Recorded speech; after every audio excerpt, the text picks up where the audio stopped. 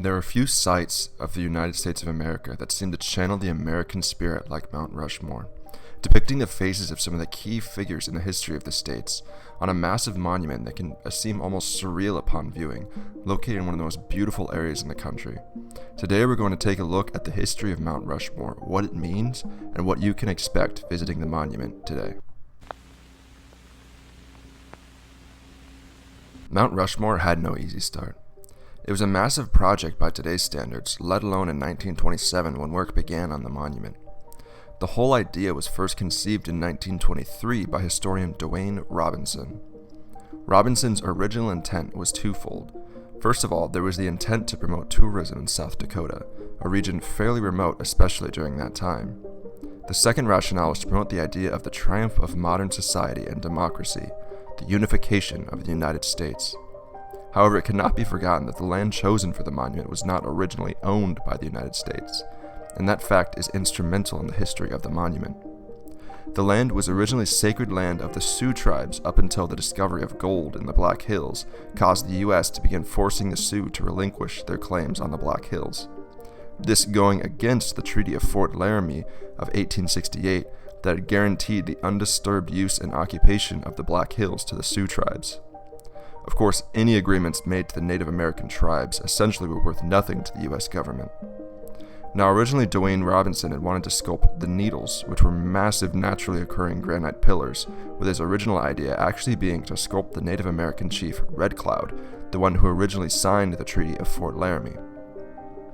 In August of 1924, Robinson contacted sculptor Gutzon Borglum after his previous potential sculptor was unavailable. Borglum at this time was currently working on a carving the face of Confederate General Robert E. Lee into Georgia's Stone Mountain.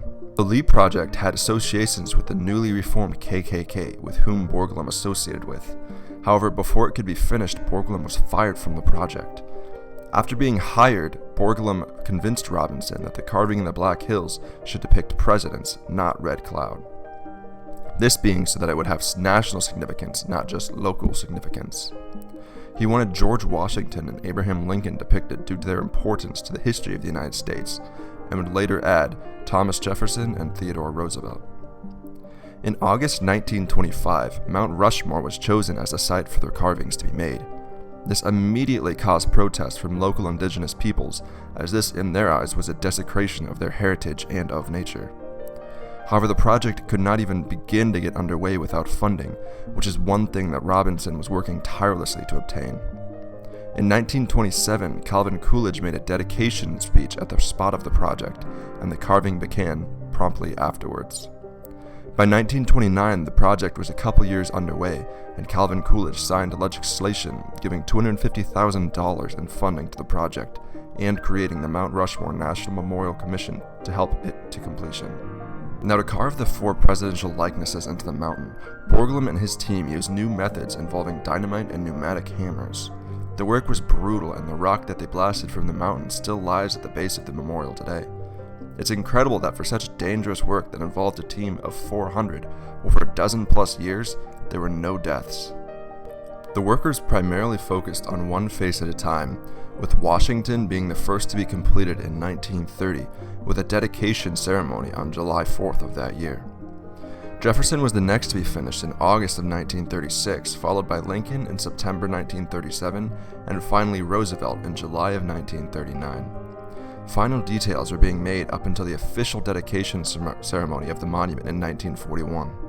Tragically, Borglum never got to see that, as he died early in 1941, leaving his son in charge to finish up the monument. Each of the four presidents chosen held some significance to Borglum, the architect of the monument. First off was Washington, the father of the country. Helping to win the War of Independence for the colonies and then becoming the first president and helping to shape our democracy, George Washington's importance to the birth of the nation cannot be understated. Because of this, Borglum wanted him to be the most prominent face and to represent the birth of the nation. Next in the line is Thomas Jefferson.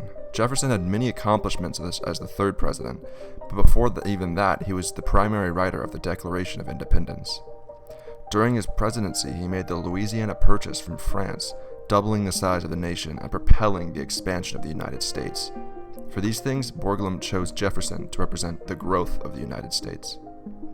The third choice was Theodore Roosevelt, the 26th president.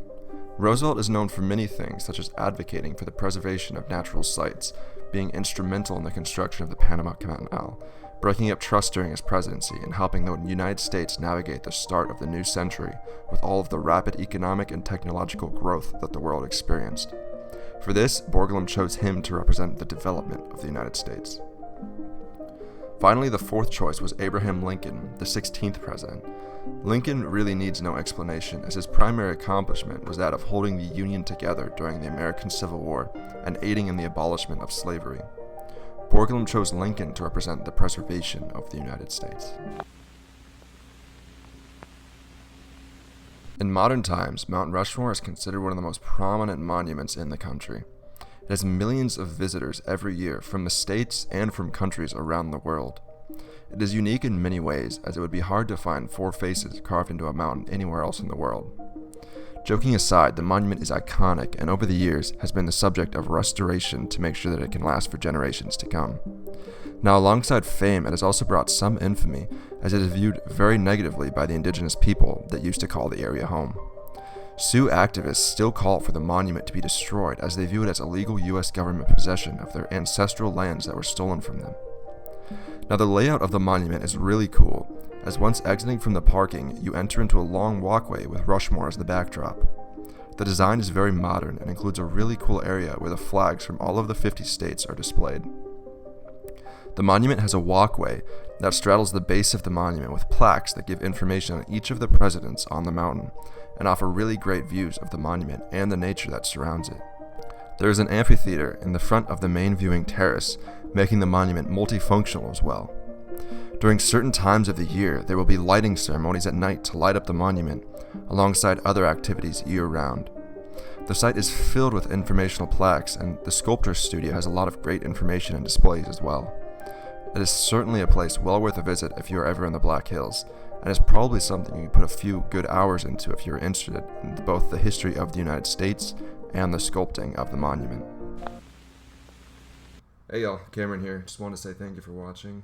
If you enjoyed, leave a like, a comment, or subscribe. That would be really helpful. If you couldn't tell, based on me being in a lot of the photos, I took a trip there to Mount Rushmore a couple weeks back. It was a super cool experience. I learned a lot, and that inspired me to make this video. That's really all I got. So thank you for watching again, and as always, I will see you on the flip side.